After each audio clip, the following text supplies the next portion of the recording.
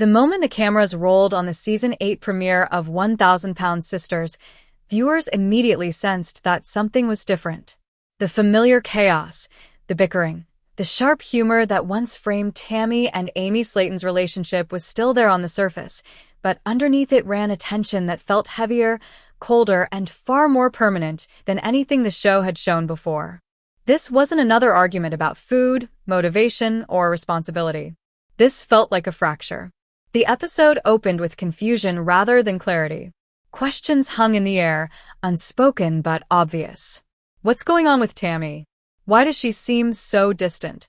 Is the surgery changing her? Has something happened off camera that viewers don't yet know about? Even before either sister said a word, the atmosphere signaled that Season 8 was not business as usual. Then came the words that changed everything. Tammy Sllayton, now noticeably more independent and physically transformed compared to earlier seasons, made it clear that she had reached a breaking point. According to on-air statements and corroborated information from production-adjacent sources, Tammy informed TLC that she would no longer participate in 1,000 Sisters if her sister Amy remained part of the show. This was not framed as frustration. It wasn't an emotional outburst captured in the heat of the moment. It was delivered as a boundary. A final one. For a series built entirely on the bond between two sisters, this was unprecedented. Shortly after Tammy's position became clear, Amy Sllayton responded with words that stunned both viewers and insiders. Calm, controlled, and without hesitation, she said, "She's dead to me." There was no dramatic music swell, no immediate follow-up confessional softening the blow, no suggestion that the statement was exaggerated for television. It landed exactly as it sounded, a declaration of emotional severance. For longtime fans, this moment was jarring not just because of its severity, but because of its finality. Tammy and Amy have fought before, spectacularly so. They've screamed, cried, insulted each other, and walked away in anger. But they always came back. That cycle had defined the show since its beginning. This time, something was missing. There was no pullback toward reconciliation. No visible regret. Industry veterans immediately recognized the implications. 1,000 Sisters is not an ensemble reality show that can easily shift focus. It is not structured like competition-based programming or rotating cast documentaries. From its inception, the series was designed around a single relationship, two sisters bound by shared history, trauma, dependence, and survival. Every major storyline, weight loss, surgery, health crises, family tension, has flowed through that bond. When TLC first greenlit the show, executives believed the Sllayton sisters' relationship could withstand prolonged exposure. Networks do not commit to multi-season unscripted projects unless they believe the central dynamic is durable. Season 8 shattered that assumption. During the premiere, Tammy's stance was presented without cushioning. Producers did not immediately counterbalance it with emotional context or attempts at mediation. There was no confessional hinting that she might reconsider. The edit treated her position as settled. Amy's response was given similar weight. The show did not frame her words as impulsive or exaggerated. Instead, the calm delivery suggested emotional exhaustion rather than rage. Behind the scenes, this distinction mattered. In reality television, dramatic language is expected. But when cast members make statements that are not walked back, not reframed, and not contextualized as momentary anger, production teams interpret them differently. According to a veteran unscripted executive speaking anonymously, moments like this signal that a relationship has moved beyond performative conflict into genuine collapse.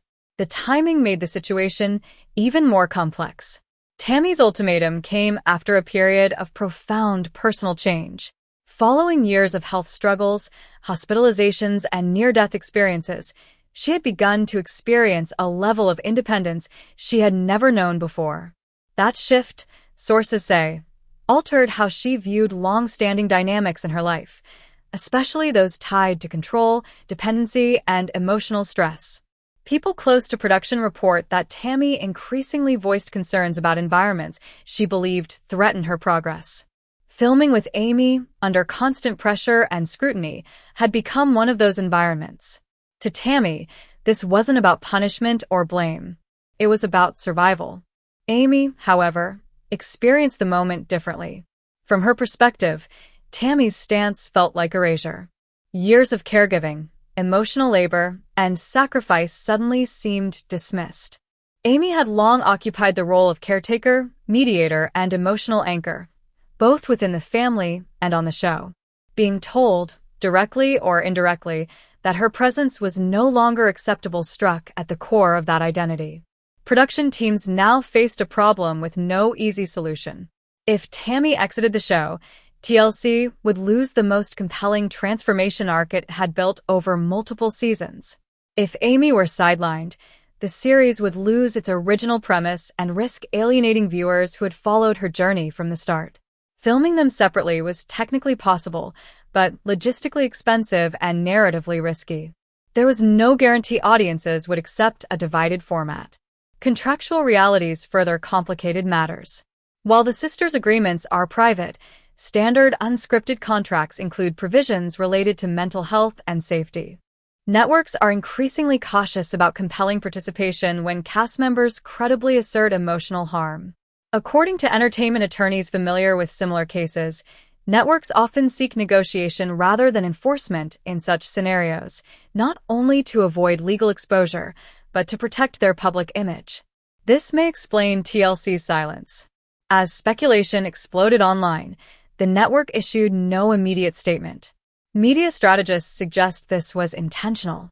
When legal, ethical, and creative considerations collide, networks often delay public response while evaluating options.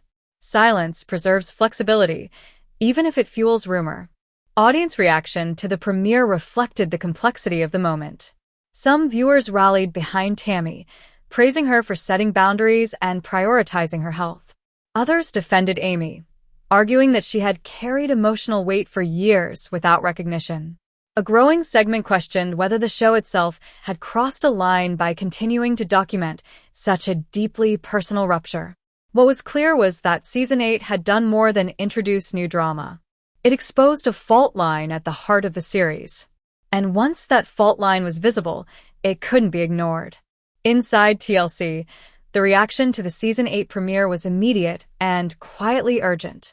While viewers were still processing the emotional weight of Tammy and Amy's on-screen fallout, executives and producers were already confronting a much deeper problem. This wasn't a storyline that could be reshaped in post-production. It was structural.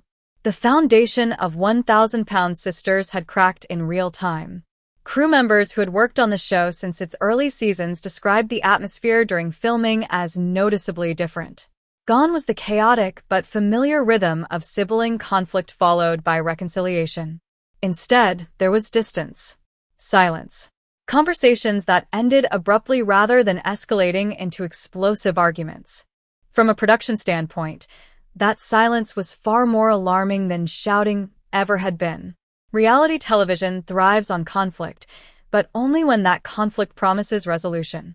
This one didn't. According to multiple behind-the-scenes sources, producers initially assumed Tammy's demand to not film with Amy was an emotional reaction that would soften with time. This had happened before. Tammy had threatened to quit the show in earlier seasons, especially during moments of health crisis or frustration. But those situations always carried emotional volatility. This time, her stance was calm, deliberate, and unwavering. That distinction set off alarms. Production teams rely heavily on emotional cues to predict narrative arcs. Anger often signals reversibility. Calm certainty rarely does. Tammy was no longer reacting, she was deciding. One senior crew member described it bluntly. This didn't feel like drama. It felt like a boundary that had been crossed too many times. Amy, meanwhile, was grappling with her own unraveling. Her statement, "She's dead to me," was not delivered in a confessional designed for shock value. It came after weeks of emotional strain, according to those present.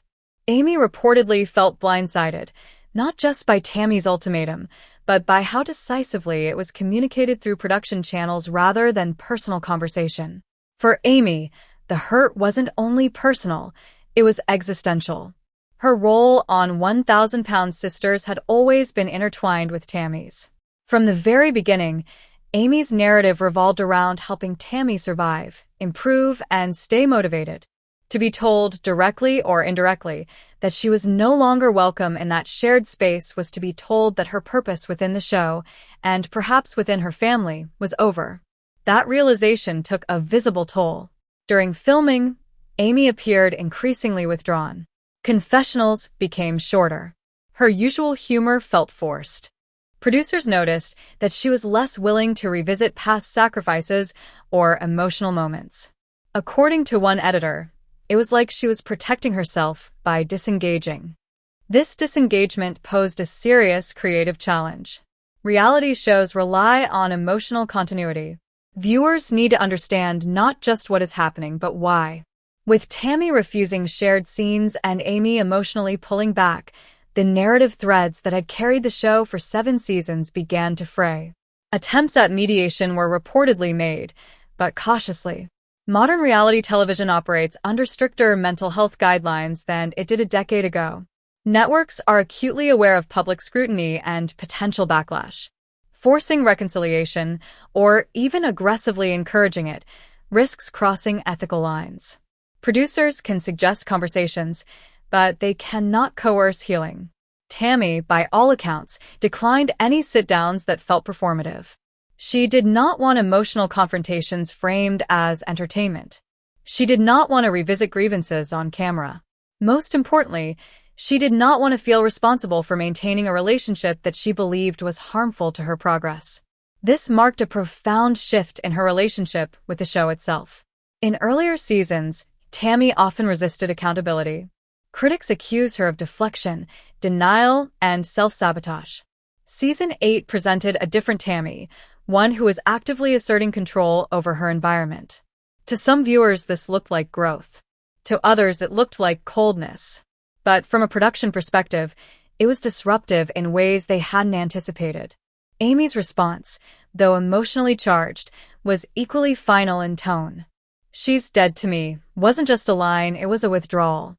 Amy stopped advocating for Tammy's involvement in group scenes. She stopped defending her in confessionals.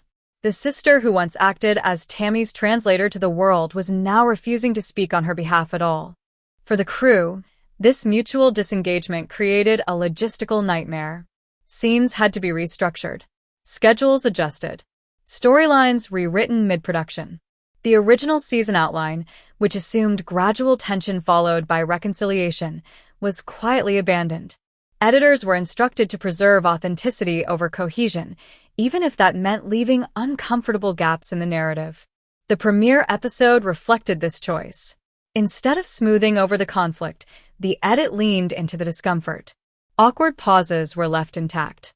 Statements were allowed to stand without immediate explanation. This was a risky editorial decision, but a deliberate one. Producers believed viewers could sense when emotions were being manipulated, and that authenticity, even when painful, would retain trust. They were right.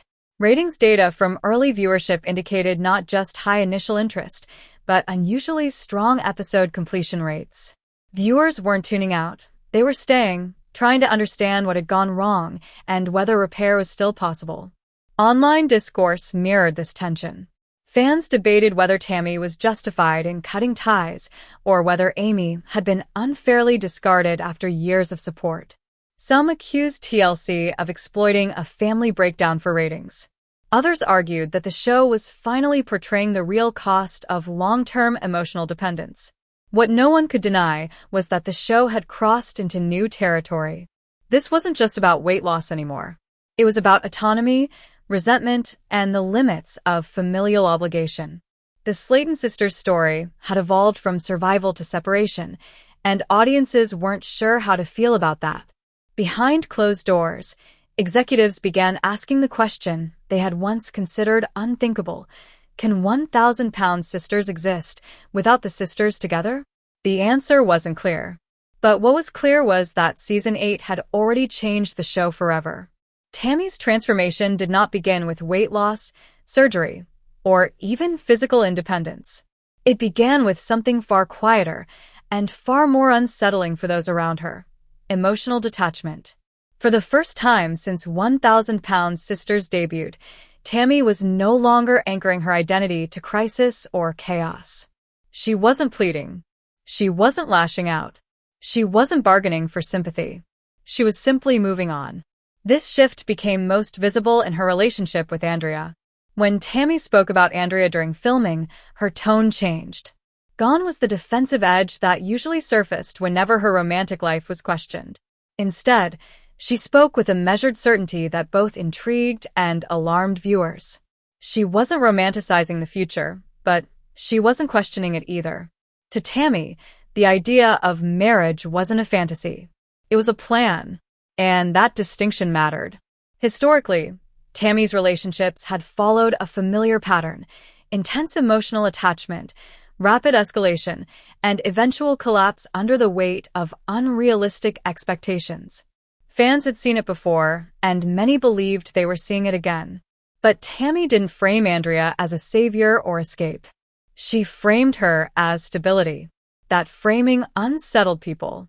During one particularly revealing moment, Tammy spoke candidly about wanting a future that didn't revolve around constant monitoring, family intervention, or public scrutiny. She didn't say Amy's name, but the implication was impossible to miss. Tammy wanted a life where decisions didn't require justification, where boundaries were respected, and where her progress wasn't constantly measured against her past failures. Andrea represented that possibility. But fans weren't convinced it was healthy. Social media reactions were swift and polarized. Supporters praised Tammy for choosing independence and emotional clarity. Critics warned that isolation often disguises itself as empowerment. What concerned many viewers wasn't Tammy's desire for marriage. It was the speed with which she appeared willing to reorganize her entire support system around one person. Amy's absence loomed heavily in these discussions. For years, Amy had been Tammy's primary emotional tether. She had coordinated appointments, advocated with doctors, and absorbed Tammy's emotional volatility. To see Tammy stepping into a future that seemingly excluded Amy felt, to many fans, like watching someone burn a bridge before fully crossing it. But Tammy didn't see it that way. In her confessionals, she emphasized the word peace repeatedly. Peace in routine. Peace in decision-making. Peace in relationships. To her, stepping back from Amy wasn't abandonment, it was self-preservation. Tammy expressed that being constantly tied to her sister's emotional reactions kept her trapped in cycles of guilt and regression. Whether that perception was fair didn't matter as much as the fact that it was firmly held. Andrea, for her part, appeared calm and supportive on camera. She didn't push marriage as an immediate goal, nor did she shy away from discussing its challenges. But she also didn't challenge Tammy's boundaries. She validated them. And that validation reinforced Tammy's resolve. This dynamic worried producers. They had seen how quickly romantic relationships could become emotional echo chambers, especially for cast members who are newly asserting independence.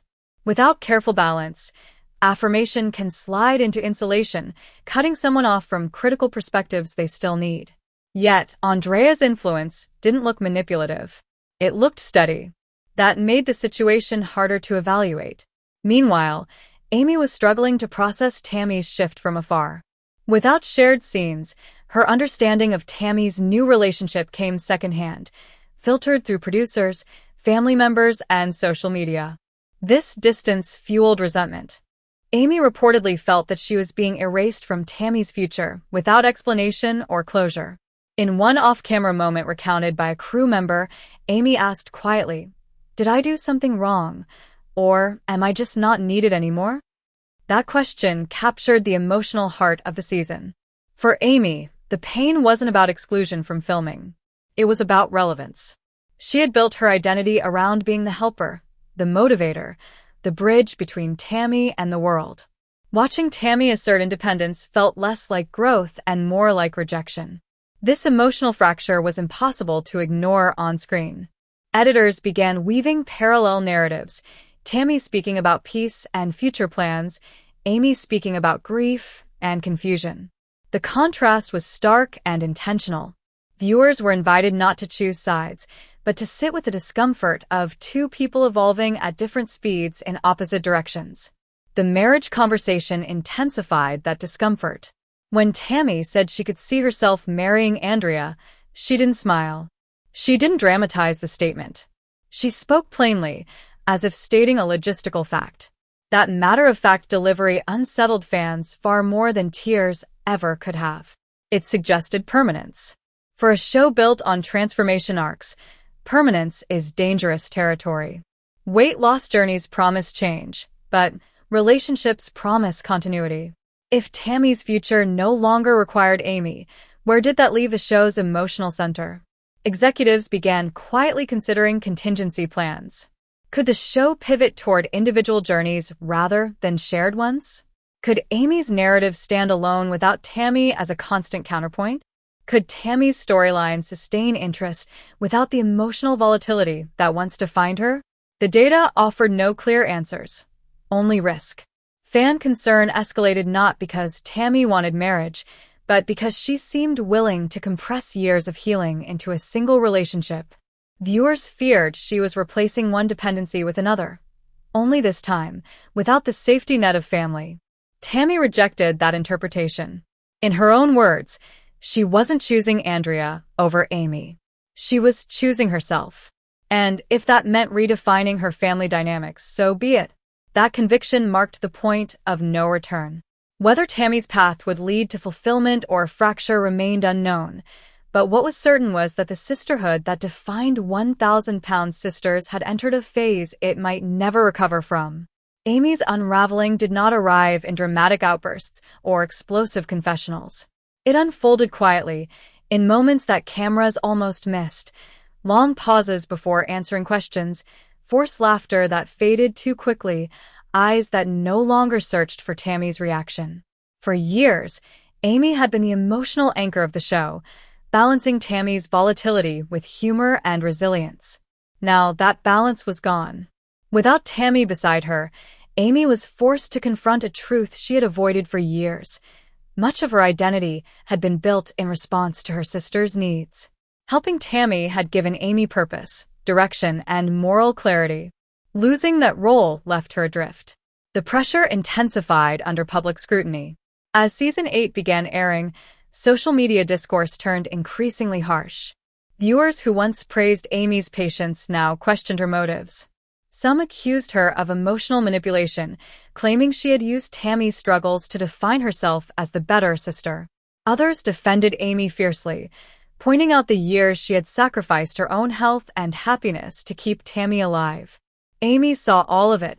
Producers confirmed that Amy monitored fan reactions closely, sometimes to her detriment. Comments that questioned her sincerity or painted her as controlling cut deeply. According to one source, Amy began internalizing the narrative that she was the problem, that Tammy's newfound peace existed only because Amy was no longer in the picture. That belief ate away at her confidence.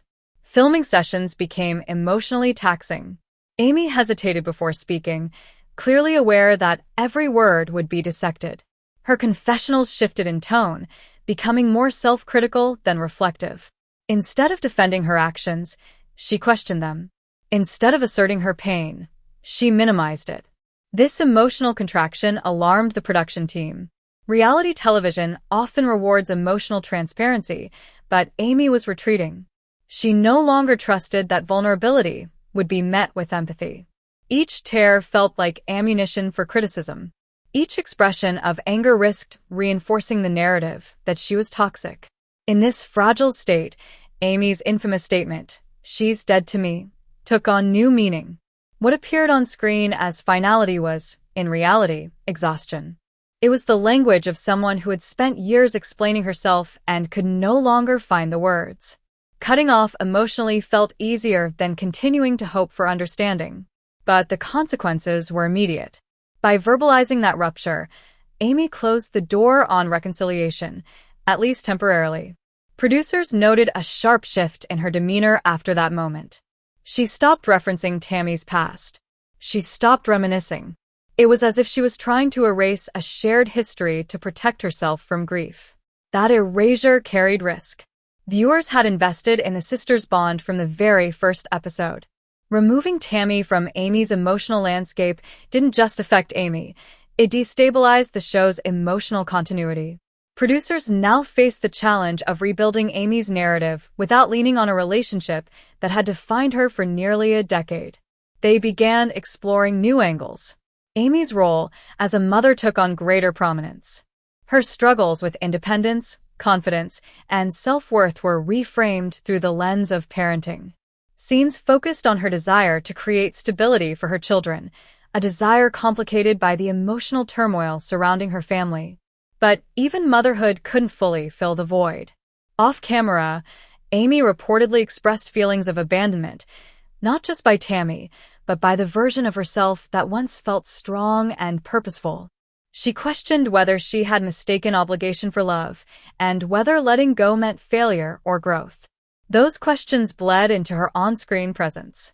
During one confessional, Amy paused mid-sentence and whispered, "I don't know who I am without her." The line was raw, unfiltered, and unscripted. Editors debated whether to include it, aware of its emotional weight. Ultimately, they did, believing it captured the essence of the season. The audience reaction was immediate and intense.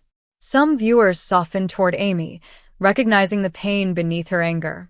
Others doubled down on criticism, arguing that identity loss was a personal issue, not Tammy's responsibility. The polarization deepened, fueling debate and, paradoxically, engagement. From a ratings perspective, the show was thriving. From a human perspective, it was unraveling. Producers were now walking a tightrope, balancing compelling television with ethical responsibility. Amy's vulnerability could not be exploited. Tammy's boundaries could not be ignored. And yet, the show needed momentum. This tension reached its peak when producers considered arranging a mediated conversation between the sisters. Not a confrontation. Not a reconciliation. Just a conversation. Both women were approached separately. Both declined. Tammy cited emotional safety.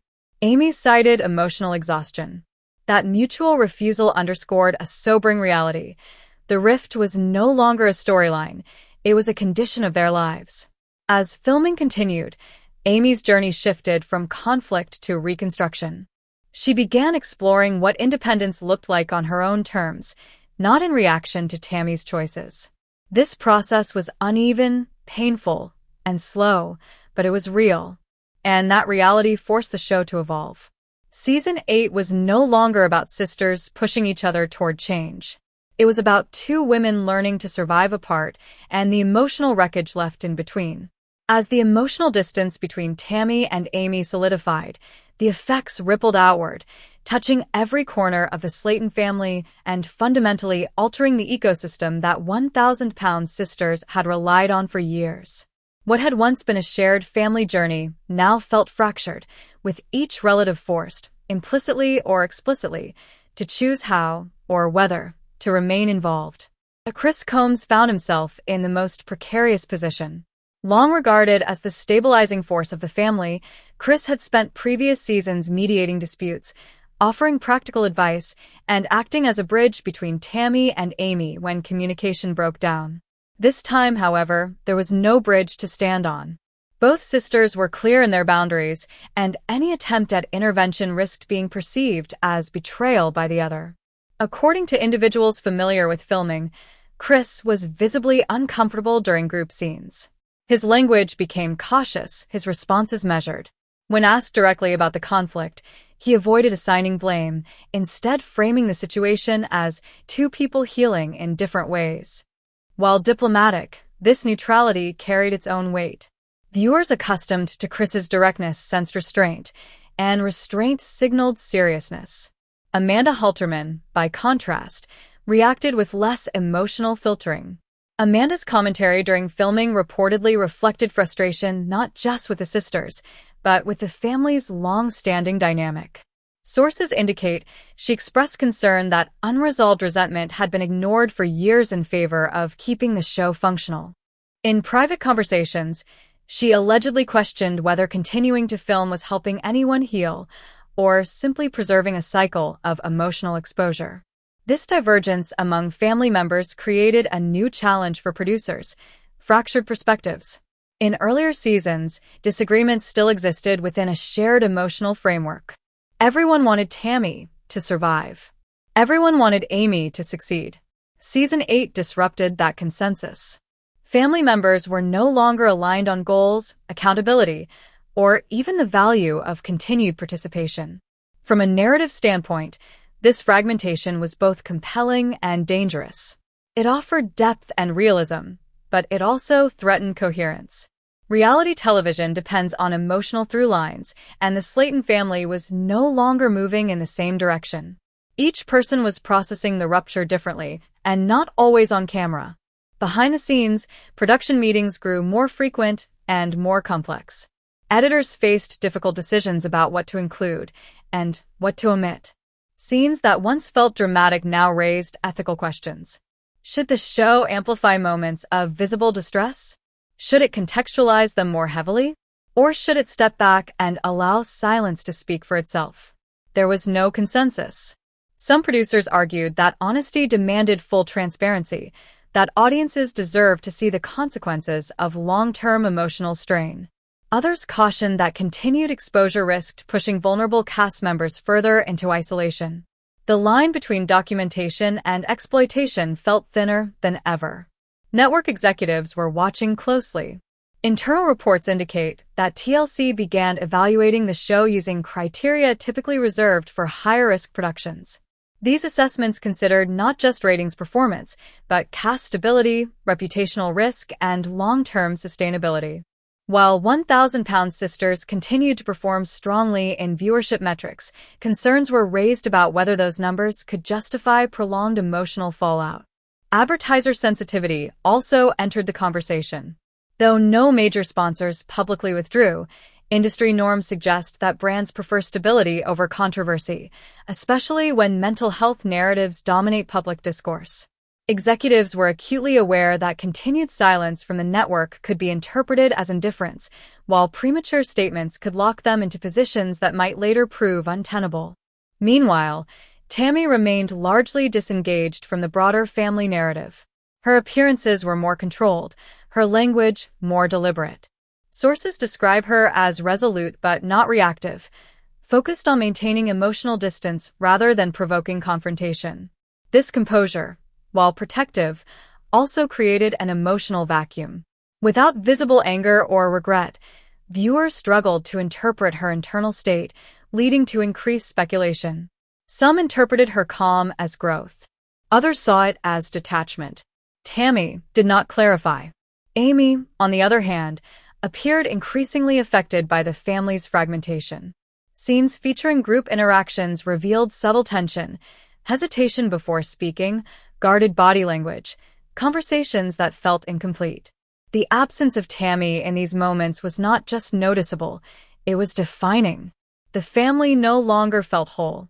Producers began to recognize that the show had entered a new phase, one not driven by transformation or recovery, but by consequence. Every decision made in earlier seasons was now echoing forward, shaping outcomes no one could easily control. In private discussions, one question surfaced repeatedly: what is the end point? Was the goal reconciliation? Acceptance? Closure? Or was the show simply documenting a separation that had already happened? This uncertainty weighed heavily on everyone involved. Without a clear emotional destination, filming risked becoming aimless, or worse, harmful. The absence of resolution was no longer suspenseful, it was destabilizing. By mid-production, contingency planning accelerated. Alternate story arcs were explored. Reduced episode counts were discussed.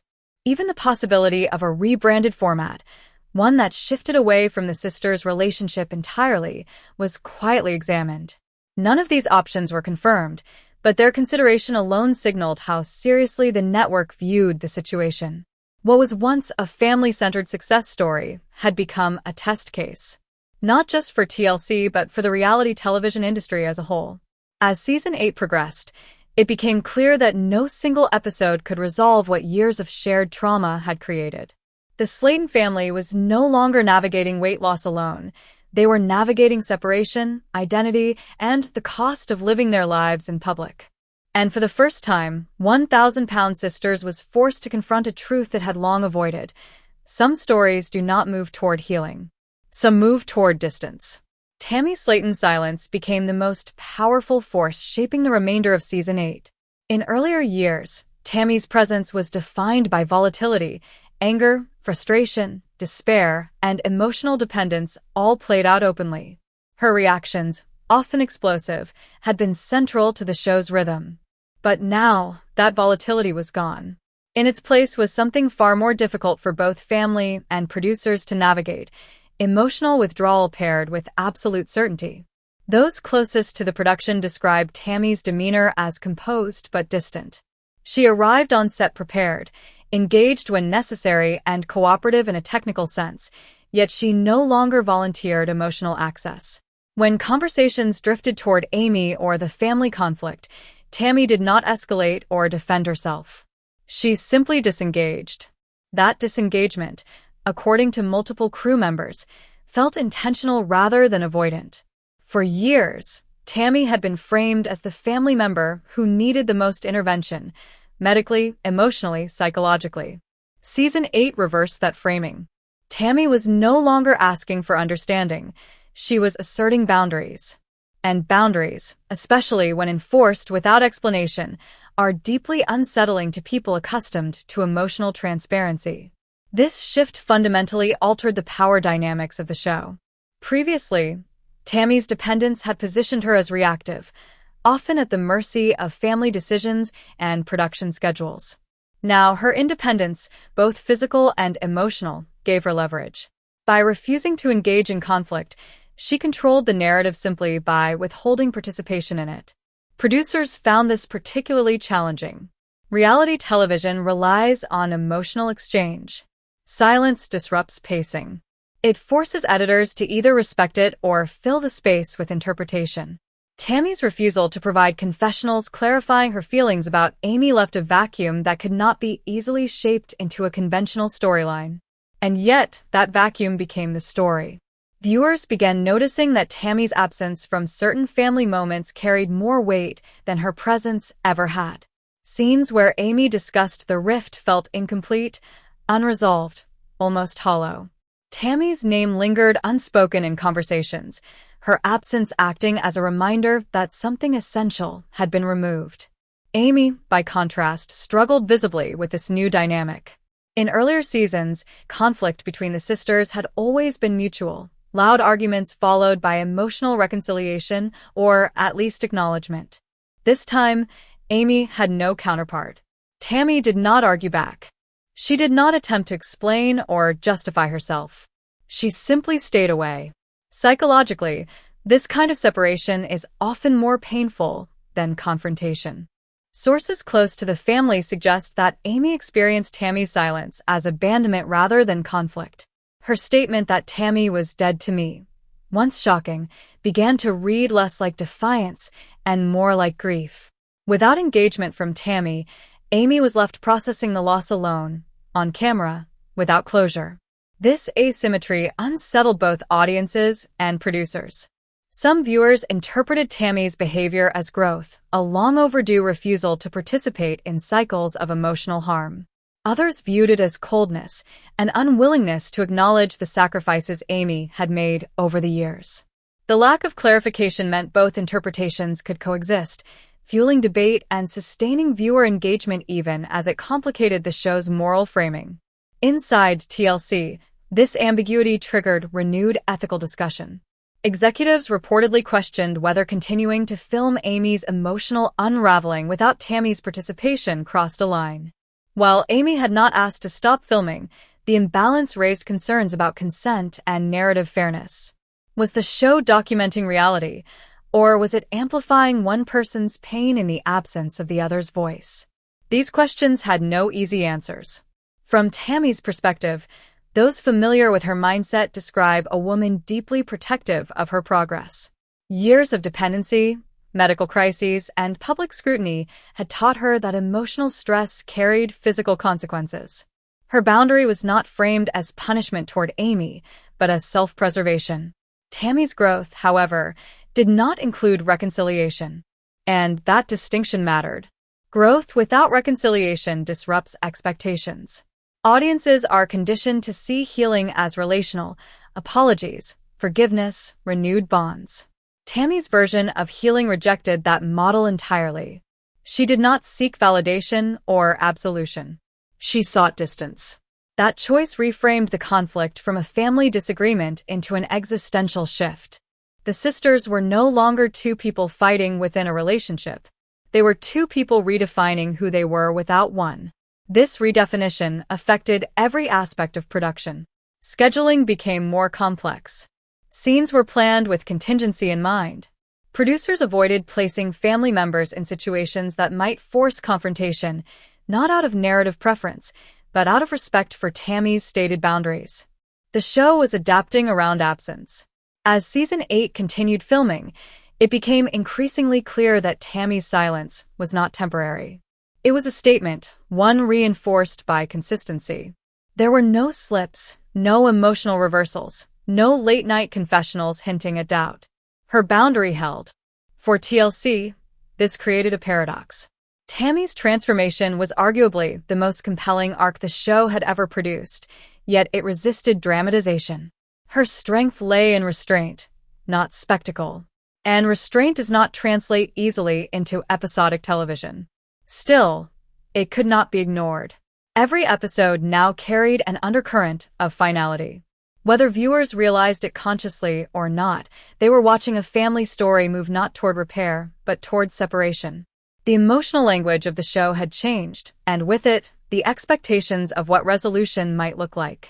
By the end of this phase of filming, one thing was undeniable. Tammy Sllayton had reclaimed control over her narrative, even if that control came at the cost of connection. And in doing so, she forced 1,000-pound sisters to confront a reality it had never prepared for, a central character who no longer needed the relationship that built the show. As Tammy Sllayton retreated into silence, Amy Sllayton was left standing in the full glare of public exposure. For the first time since 1,000-pound sisters began, the emotional imbalance between the sisters was visible not just within the family, but to millions of viewers. Amy's reactions were no longer framed as part of a mutual conflict. They became the primary emotional outlet through which the audience processed the fracture. Filming during this period captured a version of Amy that felt fundamentally different from earlier seasons. Where she had once been animated, defensive, or openly frustrated, she now appeared subdued, her emotional energy dispersed rather than explosive. Conversations drifted.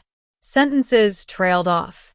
Her tone carried a sense of exhaustion that suggested she was no longer fighting to be understood, but struggling to accept an outcome she did not choose. This shift did not go unnoticed by viewers. Social media reaction evolved rapidly as episodes aired. Initial shock gave way to polarization. Some fans expressed empathy for Amy, framing her pain as the cost of years spent supporting Tammy through medical crises, emotional instability, and public scrutiny. Others criticized her, arguing that Tammy's decision to establish boundaries was overdue and that Amy's visible distress reflected an inability to adapt to change. What made the reaction particularly intense was the absence of a counter-narrative. Tammy was not participating in public discourse. She did not offer interviews clarifying her perspective. She did not engage online in ways that might soften or contextualize her silence. As a result, Amy's emotional state became the dominant lens through which the conflict was interpreted. This imbalance carried consequences. Media coverage increasingly centered on Amy, analyzing her expressions, language, and perceived emotional decline. Headlines questioned her stability, her intentions, and even her role in sustaining the show. While some commentary was sympathetic, other coverage veered into speculation, framing Amy as either a victim or an antagonist, depending on the outlet. For TLC, this was a delicate moment. The network was now airing content in which one cast member's emotional distress was visible, while the other remained largely absent from direct engagement. Internally, discussions reportedly focused on whether this imbalance risked audience backlash or ethical scrutiny. While Amy continued to consent to filming, consent alone did not resolve concerns about narrative fairness. Producers faced a dilemma. Reducing Amy's screen time would diminish continuity and emotional coherence. Increasing it risked amplifying vulnerability without offering resolution. Either choice carried risk, and the absence of Tammy's perspective meant that no framing could fully balance the story. At the same time, Amy's personal challenges compounded the situation. Sources close to production indicate that Amy was navigating significant life stressors unrelated to Tammy, including adjustments in her living situation, parenting responsibilities, and long-standing health concerns. These factors, while not central to the central conflict, influenced her emotional resilience.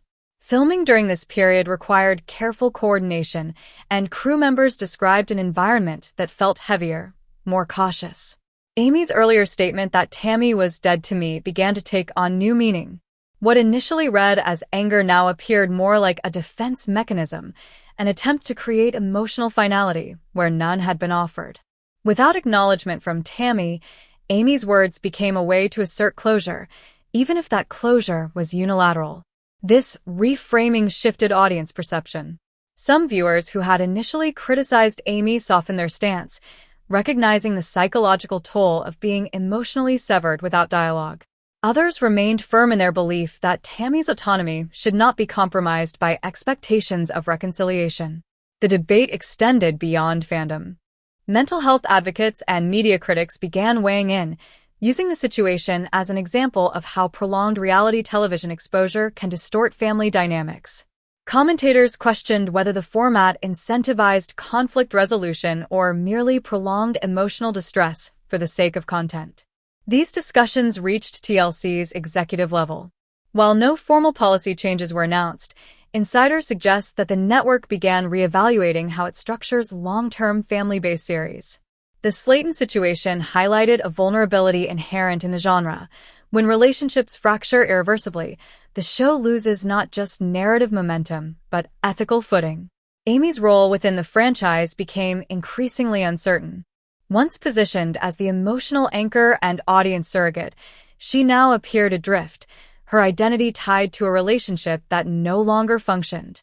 Viewers sensed this loss of footing, and engagement metrics reflected heightened emotional response, even as sentiment remained divided. Despite the tension, Amy did not withdraw. She continued filming. She continued participating in confessionals. This persistence was interpreted by some as resilience, by others as obligation. Either way, it underscored the asymmetry of the situation. One sister chose distance, the other remained visible. As Season 8 progressed, the show began to feel less like a shared journey and more like a chronicle of divergence. Two parallel lives, once intertwined, now unfolding separately. And in that separation, 1,000-Pound Sisters found itself confronting an uncomfortable reality. Its most emotionally compelling material was also its most ethically fraught. By this point, it was clear that public opinion was no longer a background factor. It was actively shaping the stakes. Viewer discourse influenced advertiser confidence, media framing, and internal deliberations about the show's future. The conflict had escaped the screen. It was now a conversation about boundaries, responsibility, and the cost of telling real stories in public. By the time internal discussions at TLC reached a critical stage, the conversation had shifted from emotional management to strategic survival. The conflict between Tammy and Amy Sllayton was no longer viewed as a storyline problem that could be solved through editing or mediation. It had become a structural issue, one that challenged the fundamental assumptions under which 1,000-Pound Sisters had operated since its debut. Executives began modeling scenarios. One internal approach focused on containment. This strategy involved limiting references to the conflict, minimizing direct confrontation, and allowing the sisters' separation to exist quietly in the background.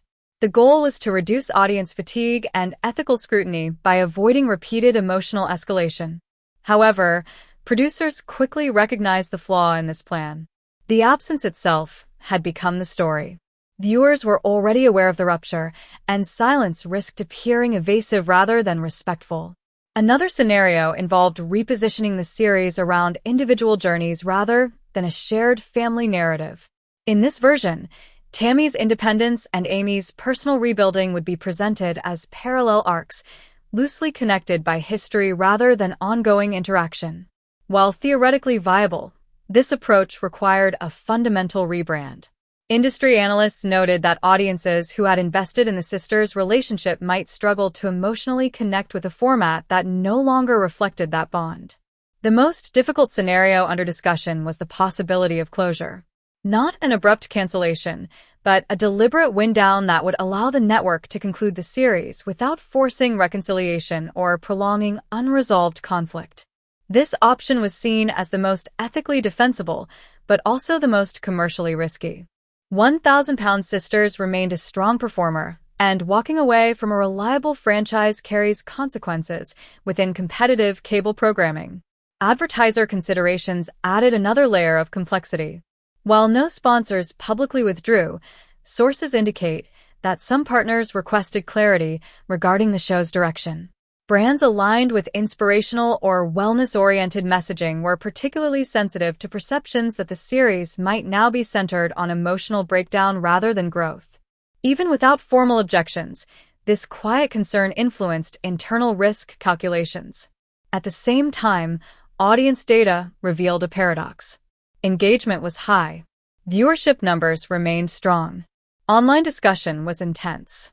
Yet sentiment analysis showed increasing discomfort among core viewers. Many expressed that while they were still watching, they no longer felt the same emotional safety or satisfaction they once associated with the show. This distinction mattered. High engagement driven by distress does not always translate into long-term loyalty. Behind the scenes, producers faced practical challenges as well. Scheduling became more complex as filming avoided joint appearances. Story editors struggled to maintain narrative cohesion without manufacturing interaction. Crew members described an atmosphere that felt cautious, with heightened awareness around emotional boundaries and language. The production environment itself had changed, reflecting the gravity of the situation. Tammy's continued absence from direct engagement remained central to these challenges. Her silence functioned as both a boundary and a narrative void. Without her participation in reconciliation attempts or public explanation, the show lacked a stabilizing axis. While Tammy's autonomy was respected, the storytelling implications were significant. Viewers were left to interpret her intentions through absence, a device powerful in drama but destabilizing in reality television. Amy's position grew increasingly complex. As the more visible sister, she became the de facto representative of the show's emotional state. Every confessional, every reaction, carried disproportionate weight. Industry observers noted that this imbalance risked unfairly assigning responsibility for the show's tone to Amy alone, despite the situation being shaped by decisions beyond her control. Internally, discussions began to include questions that extended beyond this single franchise. Executives considered how future contracts might address prolonged family conflict, whether clearer exit pathways should be built into agreements, and how to balance authenticity with duty of care. The Sllayton situation was no longer isolated. It was informing broader policy thinking within unscripted programming. Public discourse mirrored these internal reflections. Commentators increasingly framed the situation as a cautionary tale about the limits of televised intimacy. The idea that some relationships may not survive continuous public documentation gained traction, and 1,000-Pound Sisters became a reference point in that conversation. As the season continued, it became evident that no option offered a clean resolution. Continuing risked ethical criticism. Restructuring risked alienating the audience. Ending risked leaving the story unfinished. Each path carried loss. What remained uncertain was whether any choice could preserve the essence of what made the show resonate in the first place. The Sllayton sisters' journey had once symbolized shared struggle and mutual dependence. Now it symbolized divergence, boundary setting, and the consequences of long-term exposure. Whether viewers would accept that evolution, or whether it marked the natural endpoint of the narrative, remained an open question. As TLC weighed its next move, one reality was undeniable. 1,000-Pound Sisters was no longer just telling a story. It was living one. And the outcome was no longer fully in the network's control.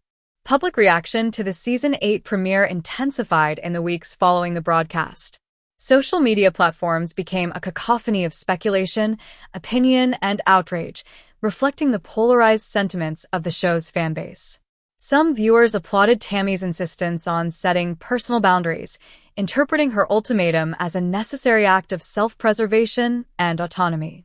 Others criticized her for what they perceived as betrayal, suggesting that her decision to prioritize her own well-being came at the expense of the family dynamic viewers had invested in for years. A third group, meanwhile, expressed moral discomfort with the network for continuing to document such intensely personal conflict, raising ethical questions about reality television's limits. Mental health discussions began emerging prominently in both media coverage and fan commentary. Tammy's actions were contextualized within a broader narrative about personal transformation and the psychological toll of long-term reality exposure. Experts and commentators emphasized that individuals in the public eye face unique pressures when intimate family dynamics are televised, particularly when personal health and emotional growth intersect with professional obligations. Analysts highlighted that prolonged exposure, constant scrutiny, and the inability to disengage can exacerbate stress, anxiety, and long-standing interpersonal tensions. Amy, meanwhile, became the focal point for a different set of narratives. While viewers continued to sympathize with her role as caretaker, many recognized the complexity of her situation. She was navigating the dual pressures of familial expectation and public performance, now without the relational support that had defined the show. Analysts noted that Amy's calm, deliberate response in declaring Tammy dead to me conveyed emotional severance rather than dramatic outburst, suggesting a measured, albeit painful, acceptance of boundaries. This added nuance to the discourse, emphasizing that reality television's conflicts are often far more intricate than they appear in episodic snapshots. As the season unfolded, the divergence in the sisters' arcs became increasingly pronounced.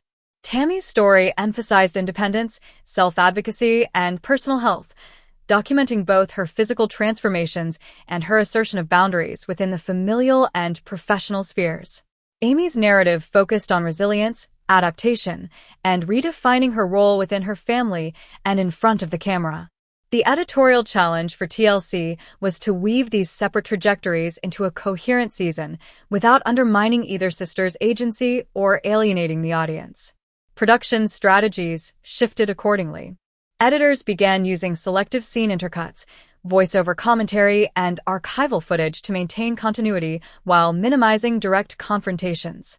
Storylines highlighting personal accomplishments, health journeys, and supportive friendships were foreground to balance the tension arising from the sisters' conflict. This approach allowed the show to preserve narrative momentum while respecting the evolving boundaries of both participants. At the network level, TLC faced critical decisions. Should it continue to anchor the show around the sisterly relationship that had historically driven engagement, or pivot toward individual-centric storytelling? Industry consultants noted that maintaining the show's core premise without mutual participation risked alienating loyal viewers. Conversely, ignoring the sisters' personal boundaries could expose the network to legal, ethical, and reputational repercussions. Advertisers closely monitored the situation, particularly those aligned with health, wellness, and family-focused messaging. While immediate withdrawals were not reported, several brands requested updates on content direction, reflecting concern over the show's tone and the potential for audience dissonance. TLC's internal risk assessments weighed heavily on these considerations, balancing viewership metrics against long-term brand alignment. The broader implications of the Sllayton conflict were not lost on industry observers. Many cited it as a case study for unscripted television, how to navigate high-stakes, family-centered storytelling when the central relationship fractures. The discussion extended beyond ratings, touching on the responsibilities of networks to protect mental health, uphold ethical standards, and adapt programming strategies in response to cast autonomy. For the Sllayton sisters, the season became a turning point. Tammy's insistence on autonomy allowed her to reclaim control over her narrative and her personal life. Amy, in navigating her own responses and public perception, demonstrated resilience while negotiating a redefined role. Their trajectories highlighted the evolving nature of reality television participants as active agents rather than passive subjects, capable of influencing both content and production decisions. As episodes progressed, it became increasingly evident that the season was documenting not only weight loss and lifestyle changes, but also the emotional evolution of two women navigating the intersection of family, fame, and self-determination. This narrative complexity elevated the series beyond conventional reality TV conflict, transforming it into a study of boundaries, autonomy, and the consequences of prolonged public exposure. In summary, Season 8 emerged not just as a continuation of the sisters' journey, but as a critical reflection on the limits of televised intimacy, the importance of consent in storytelling, and the evolving agency of reality television participants. The decisions made by Tammy and Amy and the network's response signaled a potential redefinition of the series and set precedents for future reality programming centered on family dynamics. As Season 8 progressed, the absence of a clear reconciliation between Tammy and Amy became a defining narrative element. Editors and producers leaned into this tension, not as manufactured drama, but as an authentic representation of fractured family dynamics under public scrutiny. Every episode carefully balanced the sisters' separate journeys, Tammy's continued emphasis on personal health, independence, and boundary setting, contrasted with Amy's exploration of resilience, parenting, and redefining her identity within both her family and the public eye. Tammy's evolution was particularly notable. Once heavily dependent on the show's structure and her sister's involvement, she now asserted agency over her physical, emotional, and professional life. Her public ultimatum to TLC was not only a moment of personal empowerment, but also a reflection of broader trends in reality television, where cast members increasingly negotiate control over how their stories are told. Interviews with insiders suggested that Tammy's willingness to speak openly about limits, emotional well-being, and personal health established her as a central figure whose narrative could carry the show even in the absence of joint appearances with Amy. Amy, meanwhile, adapted to the new dynamic with a mixture of determination and introspection. She acknowledged the pain of her sister's departure from shared filming but also embraced opportunities for self-definition and autonomy. Her narrative increasingly centered on her role as a mother, a caretaker for extended family, and a participant in her own right, independent of the original sisterly framework. Fans began to recognize the complexity of her position, navigating the emotional void left by Tammy, maintaining audience engagement, and managing her personal well-being while under the public gaze. From a production standpoint, TLC had to innovate. Storylines were restructured to emphasize personal achievements, health transformations, and moments of triumph outside the central sibling relationship. Editorial decisions leveraged voiceovers, reflective interviews, and flashbacks to maintain narrative cohesion. Episodes highlighted the sisters' separate arcs while avoiding unnecessary conflict, a strategy designed both to respect boundaries and to maintain audience investment. Production consultants emphasized that this approach not only preserved content integrity, but also set a new ethical standard for family-centered reality programming. Audience reception remained mixed but engaged. Social media analysis indicated high engagement rates as viewers debated loyalty, ethics, and the evolving dynamics of the Sllayton sisters. Some celebrated Tammy's empowerment, others empathized with Amy's challenges, and a segment of fans critiqued the network for exploiting family conflict. Advertisers monitored the discourse carefully, noting that while controversy drove engagement, prolonged ethical concerns could influence brand alignment and long-term partnerships. By the mid-season point, it became evident that Season 8 was more than a story about weight loss or a lifestyle change. It had transformed into a case study on autonomy, emotional resilience, and the ethics of documenting family dynamics. Tammy's and Amy's respective paths illustrated the limits of sustained joint exposure on reality television and highlighted the importance of self-advocacy in highly visible personal narratives.